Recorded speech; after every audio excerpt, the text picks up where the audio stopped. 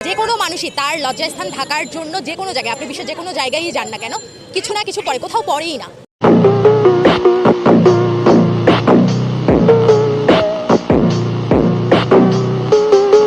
और अभी तो रुको, क्लाइमैक्स अभी बाकी। কেউ এসে আমাদেরকে বলছে, এসে বলতে হবে না, রাস্তা দিয়ে যাচ্ছি আমার দিকে তাকিয়ে আছে।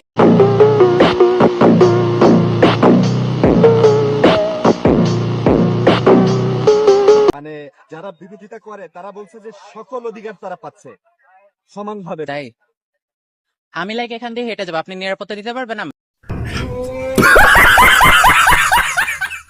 সংবিধান যেহেতু বাংলাদেশের সকল নাগরিককে নিজের মতো বাঁচতে, নিজের মতো চলতে সুযোগ দিয়েছে, সেহেতু আমরা আমাদের সেই দাবি সংরক্ষিত অবস্থায় দেখতে।